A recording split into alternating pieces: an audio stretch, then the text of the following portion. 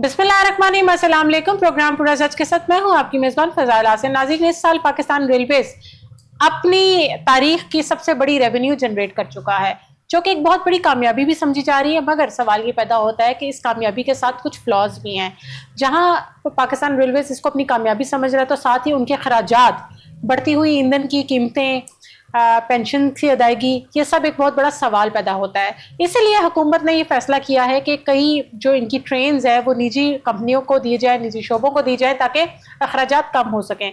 तो आज हम जानेंगे कि किस तरीके से अगर ये डिसीजन लिया जाता है तो इस डिसीजन से क्या पाकिस्तान रेलवेज़ का खसारा ख़त्म हो जाएगा, आवाम को कोई फैसिलिटीज़ मिलेंगी, अच्छी बेहतरी सहूलत मिलेगी। तो स्टूडियोज़ में मेरे साथ मेरे रिपोर्टर अली फारूक मौजूद है, लेकिन सबसे पहले हम देख लेते हैं अपना ये पैकेज।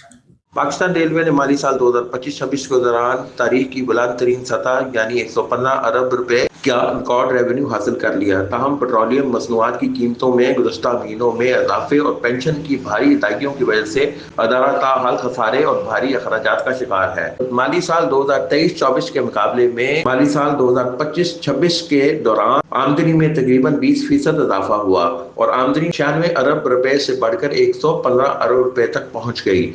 फ्रेट यानी माल बर्दारी में 41 अरब रुपए और मुसाफिर ट्रेनों की मद में तकरीबन 51 अरब रुपए का रिकॉर्ड रेवेन्यू कमाया गया। गुज़श्ता दिनों रेलवे हेडक्वार्टर में वफाकी वज़ीर रेलवे हनीफ अब्बासी ने एक प्रेस कॉन्फ्रेंस करते हुए आमदनी में इजाफे की तफसीलात से आगाह किया। आज 25-26 की खालिस्तान रेवेन्यू जब मैंने बात की एक दफ़ा, तो बहुत सारे हमारे रेलवे के लोग भी इस पर यकीन नहीं कर रहे थे और कुछ हमारे कुलीग भी ये यकीन नहीं कर रहे थे कि हम 100 अरब क्रॉस करेंगे।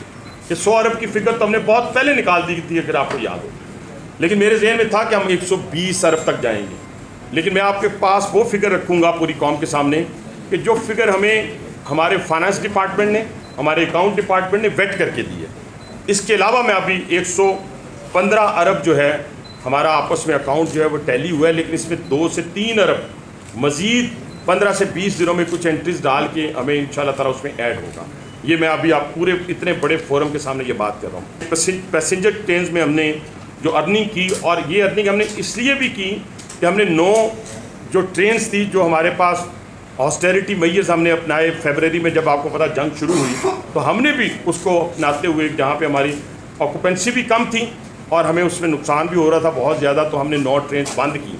उसके बावजूद हमने तकरीबन 50.5 अरब रुपए की जो है वो इसमें अर्निंग की, जो कि पिछले से हम जो 24-25 थी उससे तकरीबन 5 अरब ज़ायद।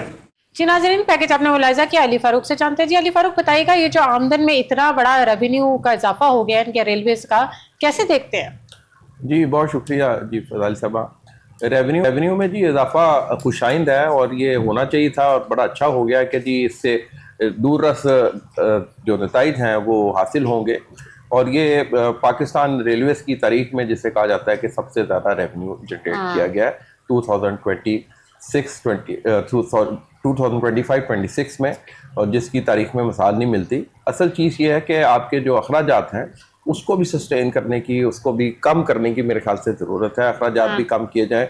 और अगर हम मिसाल दें कि जी डीज़ल की कीमतों में इजाफा, जिसकी वजह से यानी कि किरायों में इजाफा और ये वो चीज़ें सारी, अगर ये इलेक्ट्रिक ट्रेन चलाई जाएँ, बिजली के साथ ट्रेन चलाई जाएँ जैसे कि इंडिया में चलाई जाती हैं, और अनफॉर्चुनेटली हमारे यहाँ बिजली की कीमतें भी बहुत ज़्यादा हैं, उसको भी अगर आप उधर कन्वर्ट कर देंगे तो वो भी उसका कोई ख़ास नतीजा नहीं निकलेगा। पहली बात तो ये कि सस्ती बिजली होनी चाहिए, उस पर साथ इलेक्ट्रिकल ट्रेन चलाई जाएँ जैसे कि इंडिया में चलाई जाती हैं, उसको हाँ जी, और बिजली से ट्रेनें चलाई जाए जैसे इंडिया में चलती हैं। उससे काफ़ी इंडिया में बिजली सस्ती कंपैरेटिवली पाकिस्तान की निस्बत, तो वो एक तो पोल्यूशन नहीं आता, फ़ज़ाई आलूदगी भी सही रहती है। ये इन द लॉन्ग टर्म इनको ये करना चाहिए। और 115 अरब की ये जो फिगर है, इसमें जो प्रेस कॉन्फ्रेंस भी पिछले दिनों वफाकी वज़ीर की हुई हनीफ अब्बासी साहब की रेलवे हेडक्वार्टर्स में, उन्होंने कहा जी 115 अरब में 2 से 3 अरब रुपए मज़ीद इंजेक्ट हो जाएंगे, यानी कि 117 तक जा सकती है ये आमदनी, या 118 तक जा सकती है अरब तक। अगर कंपेयर करें इससे कि आपके अखराजात कितने हैं, तो गैर मुसद्दका जो इंफॉर्मेशन है उसके मुताबिक अखराजात से ज़्यादा थे। लेकिन सवाल ये पैदा होता है कि अगर इस साल ये तारीख कम कर सकते हैं तो जो माजी के हालात हैं तो फ्यूचर में भी फिर ये इस तरीके से बेहतरी ला सकते हैं अगर रेवेन्यू इस साल इतना जनरेट होकर 2025 टू 2026 जून तक की बात जी, करें बड़ी आप। अच्छी बात की आपने। उसके लिए तो अपना फजाइल साहब सबसे ज़्यादा ज़रूरत इस उम्र की है कि आपकी पॉलिसीज बरकरार रहें, लॉन्ग टर्म पॉलिसीज चलती जाएंगी रेलवेज में। जैसे ख्वाजा साद रफीक साहब 2013 में ये बने थे रेलवेज के मिनिस्टर, तो उस टाइम भी इंतहाई नागुफ्ता बेस सूरत हाल थी रेलवेज की और ज़बू हाली का शिकार था। तो मुसलसल 5 साल की काविशों के बाद तो 2017 में या 18 में जब उन्होंने हुकूमत से गए नए इलेक्शन के लिए, तो उस वक्त 50 अरब से जायद की आमदनी उस वक्त हो गई थी। 2017-18 की बात कर रहा हूँ। तो अब तो ये पोजीशन भी अब उससे ऑलमोस्ट डबल से भी ज़्यादा हो चुकी है। तो उसके बाद फिर ये जो रेलवेज के साथ जो ज़ुबू हाली रेलवेज की हुई है, वो मैं आपको थोड़ा सा ये बता दूं कि रेलवेज की ज़ुबू हाली उसके बाद फिर दोबारा शुरू हुई। ये जब तरीके इंसाफ की हुकूमत आई, बुजरा आए, उसमें आजम स्वाति साहब तशरीफ लाए, शेख रशीद साहब तशरीफ लाए। वो पॉलिसियाँ जो ख्वाजा साद रफीक की थी वो सियासी नहीं थी, वो रेलवे को बचाने के लिए, उसकी बहाली के लिए पॉलिसी थी, उसको आगे जारी रहना चाहिए था। लेकिन अनफॉर्चुनेटली, लेकिन हमेशा ऐसे ही होता है ना, जब नई पार्टी आती है, नए लोग आते हैं, वो अपनी पॉलिसीज लेकर आते हैं, उसका नुकसान भी फिर है अदारे को। अब ये हनीफ अब्बासी साहब जब आए उस टाइम भी रेलवे की पोजीशन कोई अच्छी नहीं थी।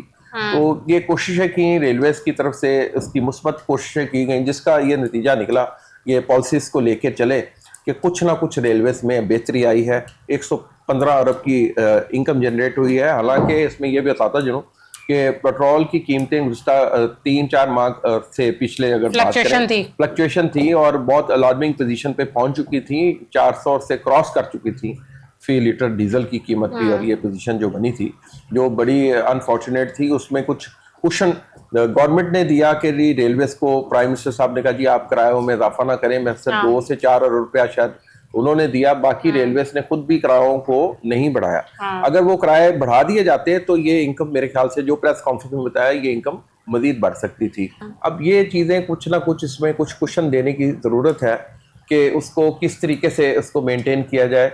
उसके लिए ज़रूरत इस समझ की थी कि जैसे वफाकी हुकूमत बाकी जो अदारे हैं उनकी जो पेंशन है वो अपने ज़िम्मे उनकी होती है। तो इसी तरह रेलवेज की जो पेंशन की अदायगी और ये चीज़ें रेलवेज की अपने ज़िम्मे इनको लेनी चाहिए, ताकि ये जो 63 अरब रुपए का जो सालाना का बोझ है वो डिवाइड हो सके। वही अगर रेलवेज को मिल जाएंगे तो उसकी पोजीशन रेलवेज की और बेहतर हो जाएगी। रेलवेज क्योंकि आपको पता है एक ऑपरेशनल अदारा है, इसमें आपकी इंफ्रास्ट्रक्चर पर तवज्जो देने की अशद जरूरत है। और इंफ्रास्ट्रक्चर में सरे फहरिस्त इसकी ट्रैक आ जाता है, इसके अलावा इसकी कोचेज आ जाती हैं, इंजन आ जाते हैं, जो लोकोमोटिव जैसे कहा जाता है। वो भी प्रेस कॉन्फ्रेंस में जो बताया गया कि जी पिछला कई सालों से, यानी कि 2016-17 से लोकोमोटिव जो के इंजन है रेलवेज के, उसकी भी मेंटेनेंस नहीं हो पा रही थी फंड्स की किल्लत की वजह से।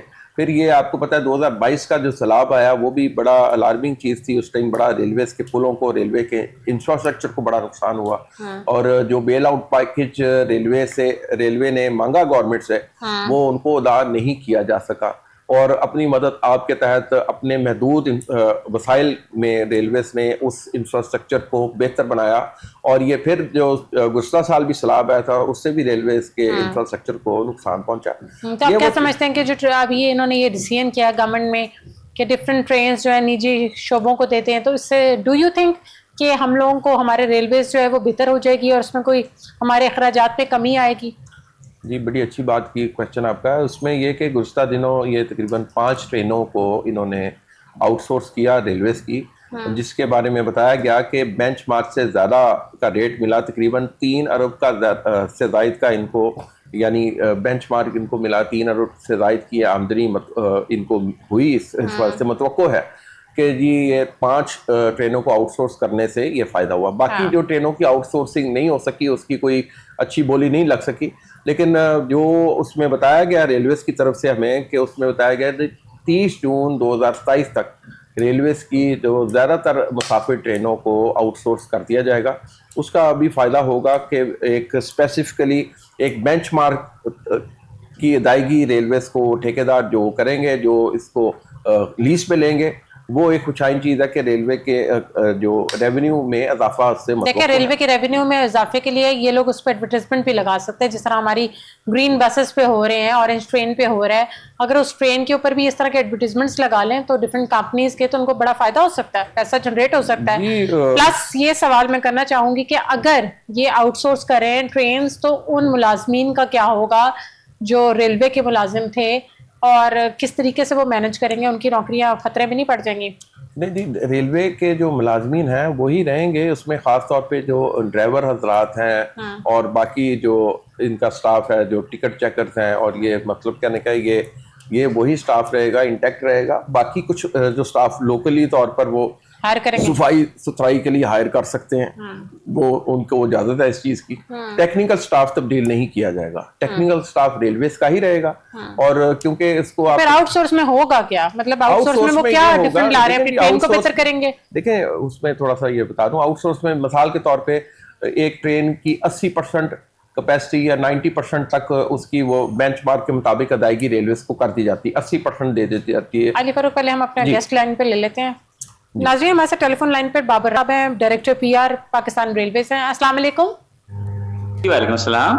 Thank you so much Babar Raza साहब फॉर जॉइनिंग अस। मैं आपसे ये जानना चाहूंगी कि जिस तरीके से अभी आप लोगों ने, पाकिस्तान रेलवेज ने अपनी तारीख में सबसे बड़ा रेवेन्यू जनरेट किया है, ठीक हो गया, तो आप क्या समझते हैं इतना रेवेन्यू जनरेट होने के बावजूद पाकिस्तान रेलवेज खसारे में जा रहा है, क्या वजह है? ये पता नहीं कौन सा रस्तू कह रहा है आपको कि वो आप खसारे में, रेलवे कतई तौर पे खसारे में नहीं है। तो आप लोगों को क्यों फील हो रहा है कि आप लोगों को ट्रेन जो है आउटसोर्स करनी चाहिए? फिर देखें, रेवेन्यू जनरेट करना हर एक इंसान का, हर एक इदारे का हक है। जितना ज्यादा होगा उतना ज्यादा वो इदारा बेहतर होगा। तो that is why we are going for this. अभी जो रिसेंटली कह रहे हैं कि जी पाकिस्तान रेलवेज को ये भी प्रॉब्लम आ रही है कि जो चैलेंजेस पाकिस्तान रेलवेज फील कर रहा है, जिसमें आपके ईंधन की, पेट्रोल की, डीजल की प्राइसेस हैं, प्लस जो आपकी पेंशनर्स हैं उनकी अदायगियां हैं, तो डू यू थिंक कि ये आपके लिए चैलेंज है?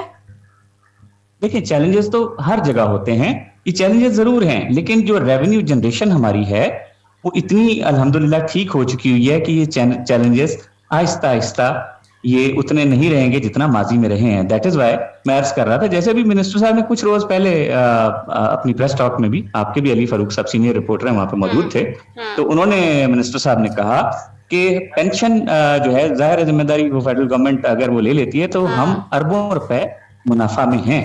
तो ये सारी जो चैलेंजेस हैं ये हम साल से इनसे नबर्द आजमा होते आ रहे हैं, आइंदा भी होते रहेंगे। आप देख रहे हैं कि चीजें बेहतर हो रही हैं, बहुत बेहतर हो रही हैं। तो अल्हम्दुलिल्लाह चीजें जो है ना सिर्फ बेहतर हो चुकी हैं, बल्कि आइंदा ML1 का जब सिलसिला शुरू हो जाएगा, उसकी ग्राउंड ब्रेकिंग हो जाएगी, फिर ML3 पे भी काम शुरू हो जाएगा, तो आप देखेंगे कि ये बहुत आगे जाएगा पाकिस्तान रेलवे। तो बाबर साहब, आप क्या समझते हैं ये जो अभी आपका जो जितना आप लोगों ने रेवेन्यू जनरेट कर लिया है, अब ये मजीद पाकिस्तान रेलवेज किस तरीके से इसको मैनेज करेगा? प्लस जो आप लोग अपनी ट्रेन्स आउटसोर्स करने लगे हैं, उससे हमारे मुसाफिरों पे क्या असर पड़ेगा? आया हमारी टिकट्स की प्राइसेस बढ़ जाएंगी या? मैं अर्ज करता हूँ जी, देखें जो आउटसोर्सिंग होती है इंटरनेशनल मॉडल है, ये जितने तरक्की याफ्ता ममालिक हैं वहां पे पब्लिक प्राइवेट पार्टनरशिप के तहत ये काम चलता है। अच्छा, मुसाफिरों को इसमें ये फायदा होगा कि उसमें उनकी क्वालिटी बेहतर हो जाएगी सर्विसेज की। तो ना सिर्फ सर्विसेज क्वालिटी की उसमें बेहतरी आ जाएगी, बल्कि वो सफर उनके लिए आसान भी हो जाएगा पहले से। तो ये मैं अर्ज कर रहा हूं कि ये पब्लिक प्राइवेट पार्टनरशिप दो तरफा, यानी कि विन विन सिचुएशन है। पाकिस्तान रेलवेज को इससे एक कमिटेड रेवेन्यू वसूल हो जाएगा, और रेवेन्यू जनरेशन जो है, जिस तरह भी हमने की है 5 ट्रेनों से, हमें 3 अरब रुपए ज्यादा रेवेन्यू वसूल होगा, मौसूल होगा। तो इससे हमें तो हो गई, मुसाफिरों को सहूलियात में इजाफा होगा। और बाबर साहब, मैं आपसे ये भी जानना चाहूंगी, जिस तरीके से हमारी ग्रीन बसेस हैं, ऑरेंज ट्रेन है, इन सब पे एडवर्टाइजमेंट्स कर लगा दिए गए हैं ना, ताकि रेवेन्यू जनरेट कर सकें, तो व्हाई नॉट पाकिस्तान रेलवेज ये लोग अपनी ट्रेन को ऐसे यूज क्यों नहीं कर सकते? मैं अर्ज कर रहा हूँ, वो एडवर्टाइजमेंट्स नहीं है, वो हमारा फखर है, हमारा गरूर है कि हमने वो जंग जीती थी। वो एडवर्टाइजमेंट नहीं है, वो हमारी एक मैसेज है पूरी कौम के लिए कि पाकिस्तान रेलवेज अपनी बहादुर अफवाज के साथ खड़ा है। तो वो तो एक मैसेज है जो पूरी दुनिया को जाना चाहिए। अब जहां तक बात आ जाती दूसरी मार्केटिंग की, तो मार्केटिंग जो है उसमें स्टार्ट हम कर रहे हैं। वो इंशाल्लाह आप देखेंगे कि वो जल्द ही उससे भी हम रेवेन्यू हासिल करना शुरू करेंगे, और जो हमारा मार्केट पोटेंशियल है वो more than 10 billion per annum है, तो इंशाल्लाह हम इससे भी ऊपर जाएंगे। अच्छा बाबा साहब, एक चीज ये पूछना चाहूंगा, ये ट्रैक की रिहेबिलिटेशन के हवाले से भी कुछ बता दीजिएगा कि इस फाइनेंशियल ईयर में क्या करने जा रहे हैं, और सितंबर में पता लगा था MLML मंसूबे का शायद प्राइम मिनिस्टर साहब संगे बुनियाद भी रखेंगे, वो भी जरा बता दें। जी जी बिल्कुल, है कि नवंबर या अक्टूबर में उसकी ग्राउंड ब्रेकिंग उसका वो कर लेंगे इंशाल्लाह। और जब ये स्टार्ट हो जाएगा तो उससे आपको पता है कि 4 से 5 घंटे जो कराची तक का फासला है फ्रॉम पिंडी या लाहौर, जहां से भी लगा लें, वो 4 से 5 घंटे वो आप उसमें सफर में कमी आ जाएगी, और उससे जो मुसाफिर ना सिर्फ मजीद अट्रैक्ट होगा बल्कि हमारे फ्यूल कंजम्पशन जो है उसमें भी कमी आएगी, और रेलवे को उससे फायदा होगा। और इससे इम्कान ये भी है कि चूंकि उसकी ऑपरेटिंग कॉस्ट में कमी आएगी तो ऐन मुमकिन है हमें उसका जो फाइनेंशियल फायदा जो है वो मुसाफिर तक भी पहुंचे। बाबर साहब, एक चीज ये भी मैं पूछना चाहूंगा कि गुड्स ट्रेन या फ्रेट ट्रेनें किसी भी रेलवे की बैकबोन होती हैं उसकी इकोनॉमी के लिए, उसके रेवेन्यू के लिए, तो इसकी इनकम भी आपकी बड़ी है, 41 से 42 अरब रुपया आप लोगों ने कमाया है, मजीद 65 अरब का टारगेट रखा गया है। इसको फ्यूचर में कैसे और बेहतर बनाया जा सकता है, कैसे बिजनेस जनरेट कर रहे हैं, कौन कौन सी इसमें शोबाजात आ रहे हैं इस बिजनेस के? जी अली साहब, आपके इल्म में है, आप बहुत अच्छी तरह इन चीजों को जानते हैं कि हम इस दफा जो है ना सिर्फ एडिबल ऑयल को वो उसके जरिए उसकी तरसील करना जा रहे हैं फ्रेट के जरिए, बल्कि हम जो है ऑटोमोबाइल जो हैं उनको भी ट्रांसपोर्ट करने जा रहे हैं। तो this will be for the first time in the history of Pakistan railways के we are going to do this. तो ये जब हो जाएगा तो आप देखेंगे कि इंशाल्लाह इसमें फ्रेट जो है जो इस टाइम आपको 42 प्लस नजर आ रहा है, ये अराउंड 65 के करीब आपको नेक्स्ट ईयर नजर आएगा, और उससे अगले साल ये मोर देन 70 होगा इंशाल्लाह। और बाबर साहब, आप क्या समझते हैं कि अगर जिस तरीके से आउटसोर्स हमारी ट्रेन होने जा रही हैं, तो आप अगर इनकी कारकर्दगी अच्छी नहीं होती तो फिर आपके पास नेक्स्ट प्लान क्या है? आप देखें, जो भी आउटसोर्स ट्रेन होती है ना, अगर उसमें कोई कारकर्दगी ठीक नहीं करता, अपनी जो ठेकेदार है, जो हमारा पब्लिक प्राइवेट पार्टनरशिप के तहत जो पार्टनर है, उसकी परफॉर्मेंस गारंटी जो जब्त कर ली जाती है और उसको आइंदा ब्लैक लिस्ट भी किया जा सकता होता है, तो वो इसलिए जो है ना वो इतना आसान नहीं होता उसके लिए भी जो है वो उसके मुआहदे की खिलाफ वर्जी करना। उसकी पूरी कोशिश होती है कि अपनी ट्रेन में बेहतरीन सहूलियत फराहम करे ताकि ज्यादा मुसाफिर आए और उसको भी रेवेन्यू हासिल हो, और पाकिस्तान रेवेन्यू जो पाकिस्तान रेलवेज है उसको भी रेवेन्यू जनरेट करके वो दे। अच्छा, एक चीज मैं पूछना चाहूंगा कि Lahore railway station state of the art बन चुका है, बाकी और बड़े स्टेशंस पर काम हो रहे हैं, बाकी इसके अलावा फैसलाबाद और बाकी जो छोटे मोटे और स्टेशंस हैं इनकी भी रिहेबिलिटेशन, इनकी भी रेनोवेशन की जाएगी, कुछ बताएं इस वाले से तफसीलात।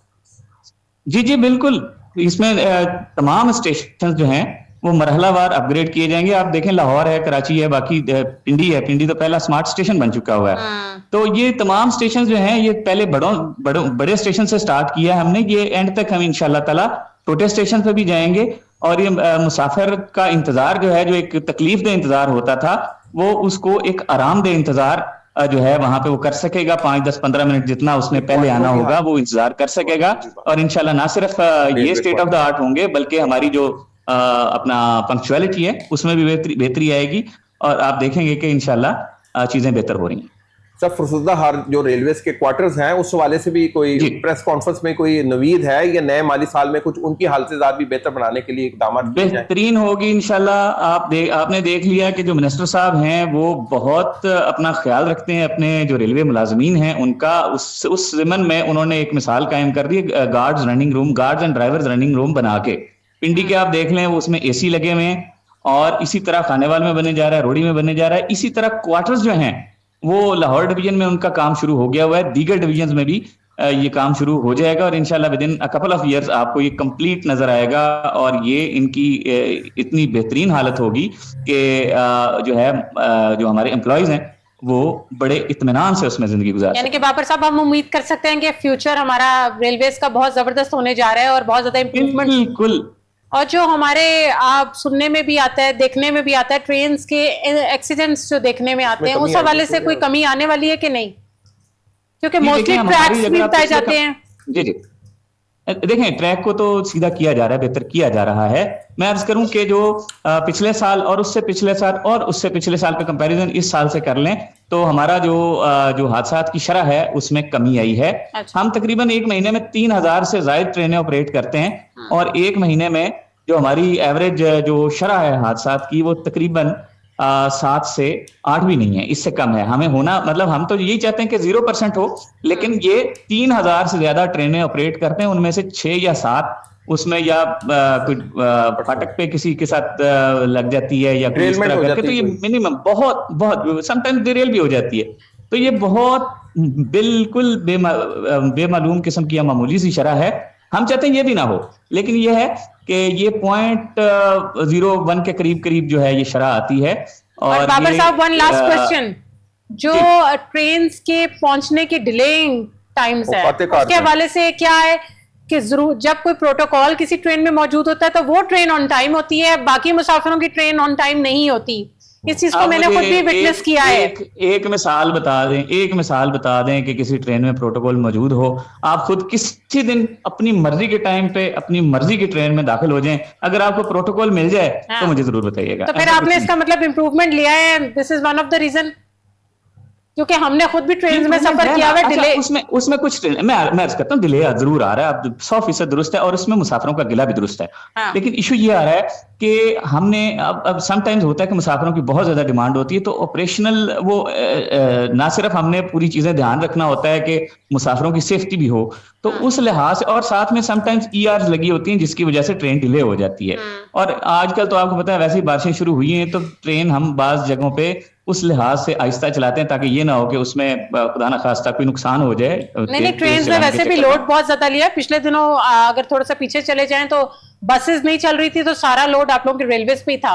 जी एग्जैक्टली। तो वो फिर जब इस तरह होता है तो आपको पता है फिर देर सवेर हो जाती है, और उसमें मैं तो ये समझता हूँ कि 5 मिनट का भी बल्कि 1 मिनट का भी डिले नहीं होना चाहिए। हाँ। उसमें मुसाफिरों का गिला 100% दुरुस्त है। हाँ जी। इसमें हम इंशाल्लाह काबू पाने की पूरी एक कोशिश last करेंगे, जिस question तरह अगर आपकी वजीर तरफ से। रेलवे लगे हुए हैं वो ये कर देंगे इंशाल्लाह। ये बाबर साहब ये बताइए, कोचेस की हालत बेहतर बनाने के लिए इकदाम किए जा रहे हैं कि ताकि रेलवे के मुसाफिरों को जी अच्छी सफरी सूरत मिल बिल्कुल। सके? जी अली साहब, इसमें आपके इल्म में है कि अवाम एक्सप्रेस जो है, जो पहले उसकी हालत थी और अब उसकी हालत है, आप इसकी गवाही देंगे, आप सीनियर आदमी हैं, आपको पता होगा कि अभी वो बिल्कुल नई उन्होंने उसमें वो रेक लगा दी है। तो आइंदा भी जो है जो कुछ अपग्रेडेशन होंगी उसमें नई कोचेस आ रही हैं, कुछ रिफर्बिश भी होंगी, कुछ नई कोचेस भी होंगी, तो ये इंशाल्लाह आहिस्ता आहिस्ता जो है इनको रिप्लेस कर दिया जाएगा जितनी ओल्ड कोचेस हैं। Thank you so much Babar Raza साहब, thank you for your time. Thank you जी, थैंक यू, अल्लाह हाफिज़। जी अली, आपने सुन लिया बाबर साहब ने हर चीज़ का। जी ये मेरे आप बता सकती हैं कि अगर कोई डिले हुई है, ये कुछ भी इसको हम बेहतरी तरफ लेके जा रहे हैं। बात तो ये है, फजाइल साहब प्रोग्राम से पहले भी बात कर रहा था कि तसलसल रहना चाहिए पॉलिसियों का। अब नई हुकूमत आती है ये इलेक्शन के नतीजे में, तो ये पॉलिसियां क्या तब्दील हो जाएंगी, और जब वो नई हुकूमत आती है वो नई पॉलिसियां लेके आती है। ऐसी कानून साजी होनी चाहिए कि जो पॉलिसियां चल रही हैं जैसे रेलवे उसी को इम्प्रूव करते चले जाएं, उसमें तब्दीली ना की जा सके। हाँ, उसमें और बेहतरी लाने के लिए अमेंडमेंट्स ले आए, इकदाम किए जाने चाहिए। हाँ। ताकि ये जो मेहनत की गई है, जो मेहनत की जा रही है, जो रेलवे को उसको बचाने के लिए, रेलवे को, क्योंकि IMF ने शुरू में जब ये आया था तो उस हिट लिस्ट में रेलवे को भी शामिल किया गया था कि इसको भी बेच दिया जाए। लेकिन इस इदारे में पोटेंशियल इतना है, अरबों खरबों रुपए की तो उसकी जमीनें हैं, हाँ। उससे उसको यूटिलाइज किया जा सकता है। अभी बहुत सी जमीनें इन्होंने वागुजार करा दी है, लेकिन बहुत ज्यादा ऐसी कुछ जमीनें मौजूद हैं जो अभी वागुजार कराने के मरले में गुजर रही हैं। अगर प्रॉपर प्लानिंग की जाए तो बड़ी जगहों से ये रेवेन्यू जनरेट कर सकते हैं। लीज पे जमीनें दे सकते हैं। मार्केटिंग लैंड का शोबा ये काम कर रहा है, और आपकी बड़ी अच्छी तजवीज थी मार्केटिंग के हवाले से। इनको वो एड्स वगैरह या इश्तिहारात, क्योंकि वो बड़ी खूबसूरत स्किल्स हैं, उससे ना आपकी ट्रेन खराब होती हैं, मुफ्त में इनको पैसे भी जनरेट होंगे, ट्रेनों की हालत भी खूबसूरत लगेगी, हाँ। और उसकी आउटलुक बड़ी अच्छी लगेगी, हाँ। अट्रैक्टिव होगी। हाँ। और इस चीज को दाम करने की जरूरत है। एक चीज लास्टली मैं ये जरूर कहूंगा कि सिक्योरिटी के मामला भी ट्रेनों में बेहतर बनाने की जरूरत है। उसकी तो खास तौर पर ये बलूचिस्तान में जो पोजीशन चलती है, और आए दिन वहाँ मसाइल का सामना करना पड़ता है पाकिस्तान रेलवेज के मुसाफिरों को दहशतगर्दी के नतीजे में। इसकी रोकथाम के लिए हुकूमत पाकिस्तान को, पाकिस्तान की अफवाज को और रेलवेज को मिलकर मैकेनिज्म बनाना पड़ेगा, ताकि दहशतगर्दों को करार वाकई सजा दी जाए और निशाने इबरत बनाया जाए, और ट्रेन के सफर को बलूचिस्तान में भी महफूज बनाया जाए। और चोरी चकारी के लिए जो रेलवे की ट्रेनों के अंदर हो जाती है, इसमें रेलवे पुलिस को मजीद मौसर बनाने की जरूरत है, और नफरी उनकी बढ़ चुकी है, लेकिन उसमें मजीद इजाफे की जरूरत है, क्योंकि पाकिस्तान रेलवे की जो मुसाफिरों की तादाद में इजाफा होता जा रहा है। और यहाँ मैं ये कहूँगा कि इनको टेक्निकल स्टाफ की भर्ती पर भी तवज्जो देने की ज़रूरत है। हाँ। जब आप इतना सारे मामला करेंगे, टेक्निकल स्टाफ आपका स्लोली ग्रेजुअली रिटायर होता जा रहा है, तो नए लोगों को भी लाया जाए, तो उनको और इम्प्रूवमेंट लेकर आए। Ali improvement- Farooq, thank you ji. So much for your time. Nazreen, वक्त हुआ ब्रेक का। ब्रेक से वापस अपने न्यू टॉपिक की तरफ। Stay tuned.